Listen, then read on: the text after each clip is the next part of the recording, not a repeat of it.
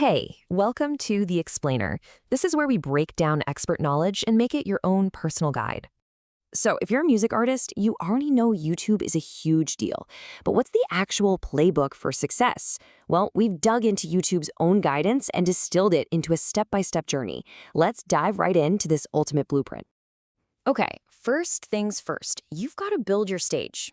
Before you can even dream about going viral, you need a solid, professional-looking home base for your music and, this is key, for your fans. All right, so the very first move you should make? Upgrade to an official artist channel. Seriously, this is so much more than just a little verification badge. It's a powerhouse tool. It pulls all your content, all your subscribers, from different spots into one single channel. And it unlocks data that helps you really get who your audience is. Your thumbnail? Think of it like a movie poster. It's that very first impression, right? A great one basically makes a promise to the viewer about what they're going to see. But if your video doesn't live up to that promise, or if the thumbnail just looks bad, people are going to click away in a heartbeat. And that drop-off, it really hurts your video's performance in the long run.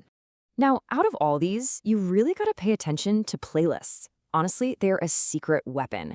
See, when you guide a fan into a playlist, they're way more likely to just keep watching, one video after another. And that dramatically boosts your channel's watch time, which is a massive signal to the YouTube algorithm. Okay, let's switch gears and talk about the launch. This is where it all built. A new track or a new album shouldn't just be uploaded. Nope. It needs to be an event. We're talking about creating a genuine moment, something your fans feel like they can't miss. This timeline here, it turns your release from just a single drop into this week-long celebration. You start early with teasers to get the hype going. Then on release day, you use a premiere so you and your fans can all watch it together for the very first time. After that, you keep the energy up with shorts, behind-the-scenes stuff. You get the idea.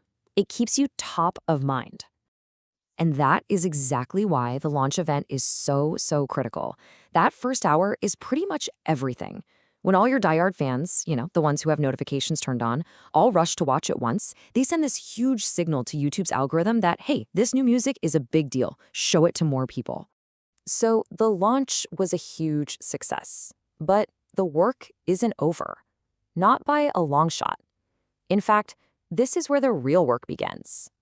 Now it's all about nurturing that community, the people who are going to stick with you for the long haul. The big takeaway here is that engagement is a two-way street, right? A consistent schedule lets your fans know when to show up. The community tab? That's perfect for a quick poll or a backstage pic. And pinning a great comment? That makes a fan feel totally seen. All these little things show your fans you're actually listening and you appreciate their support. This one is so important. You have to avoid going dark right after a big release. I know the temptation is to just kick back and relax, but that's the exact moment you need to keep that momentum going. Consistent content keeps your channel alive and kicking in the algorithm, and it can actually drive more album sales way after release week is over. All right, let's get into the money side of things, monetization. Because let's be real, turning your art into a sustainable career means you have to understand how the money flows. It's not just about getting a ton of views, it's about getting valuable views. So here are the basic rules of the game. You've either got to be in the YouTube Partner Program yourself, or you need to be with a label or distributor that has the right agreement. All your content has to be advertiser-friendly, safe for brands. And to really maximize what you earn, you need to get your entire music catalog up on the platform. You might see this acronym thrown around, SRAV. It just stands for Sound Recording Audiovisual Agreement. To put it simply, it's the contract that lets the big labels and distributors monetize their artists' music all across YouTube, not just in the official videos. And this chart really shows that not all ads are created equal. Different formats are going to pay you differently, and what works best can totally change from one channel to the next.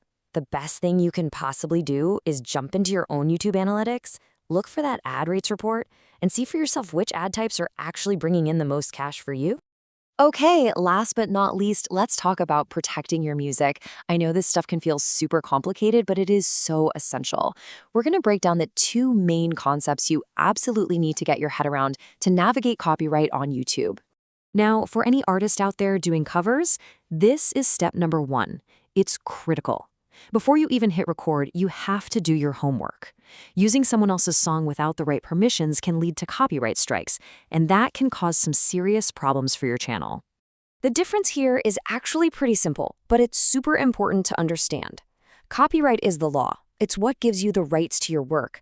Content ID, on the other hand, is the technology. It's the tool that YouTube built to help you enforce those rights automatically, scanning everything that gets uploaded and letting you decide what happens when it finds your music. And there you have it. We've just gone through the entire playbook, from setting up your stage all the way to getting paid and protecting your work. I know it's a lot, but you don't have to do it all at once. So the question is, what's the first change you're going to make? It's your turn to take one of these steps and start building your journey on YouTube today.